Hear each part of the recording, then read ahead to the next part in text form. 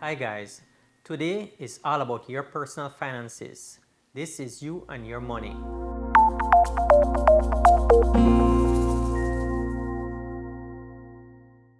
I'm Brian Duncan, Bank Examiner at the Central Bank of Belize.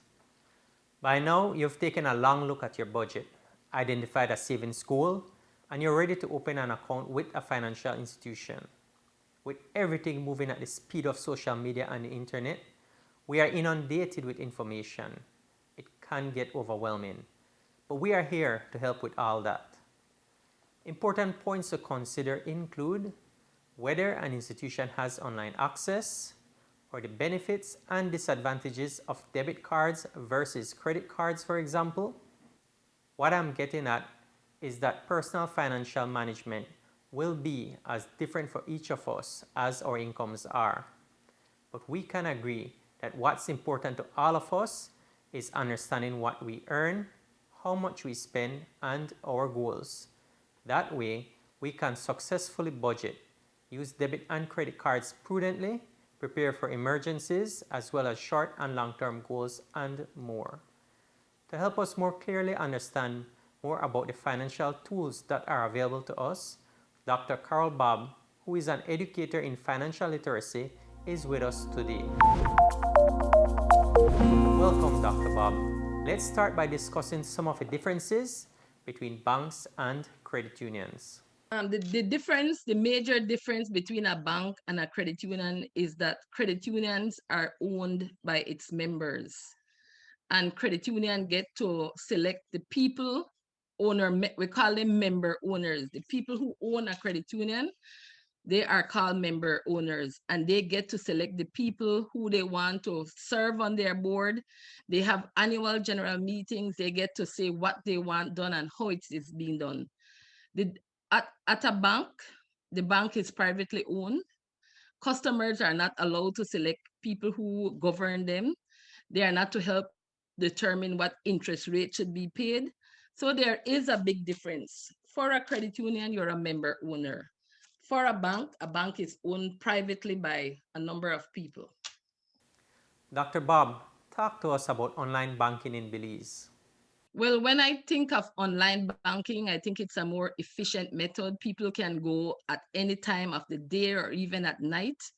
And especially at this time when we're living in a COVID world, so to speak, it helps us to not to do things privately and not to congregate in large numbers.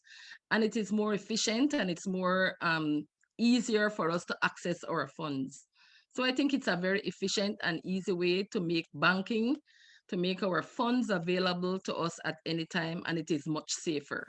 If you don't understand how to use online banking, get to learn how to use it, because you can use it from your home. I can talk about myself. I get to pay my credit card online. I can pay my bills. I don't have to get in long lines. It's more time efficient. You get to do things at your own space in your own time. So it's worth the investment. For all the customers who are not familiar with online banking, it's an investment to learn. It will make your life much easier if you learn how to use online banking. Dr. Bob, what is the difference between debit and credit cards? The difference between a debit and a credit card, put quite simply, is that a credit card is when you get a loan. A debit card is using your own finances. Using credit cards, if used responsibly,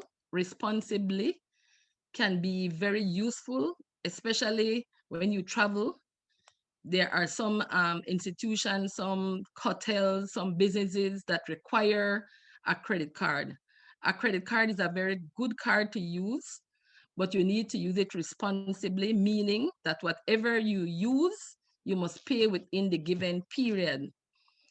If you fail to pay within a month's time, then there is a charge, and the charge is really higher than the usual loan charges.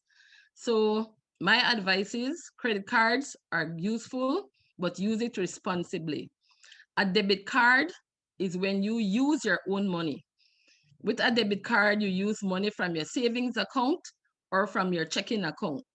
However, my advice is not because it's your own, it's because you are using your money, still use it responsibly.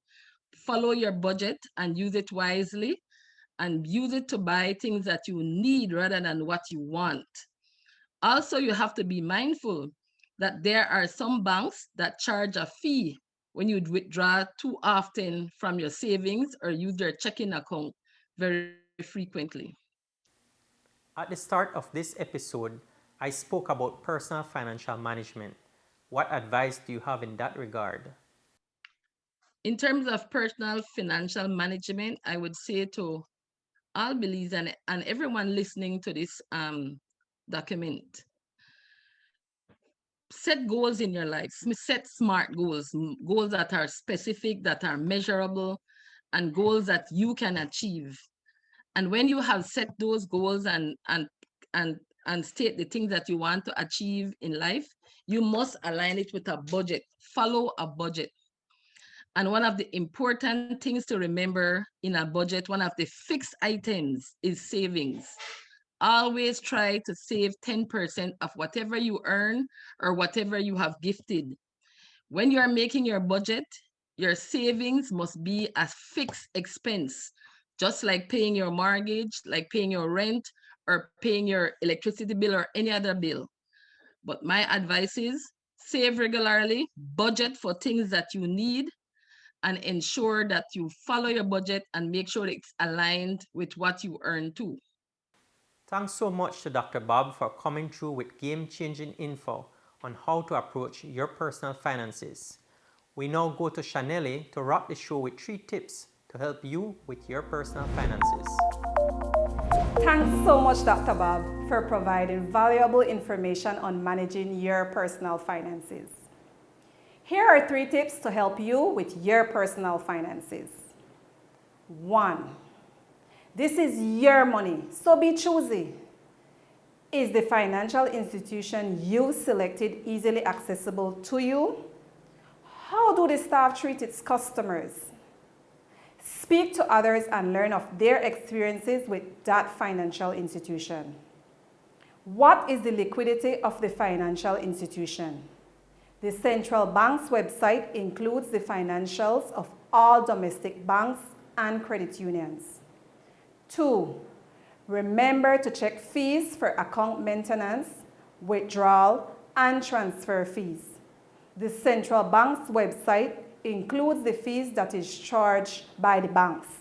How do these fees compare to what they pass on to their customers? 3. Credit is debt and should be repaid in a timely fashion. Make sure you only spend what you can repay. Thanks for joining us. I am Brian Duncan. This has been another episode in the series, You and Your Money. You and Your Money web series is powered by the Central Bank of Belize.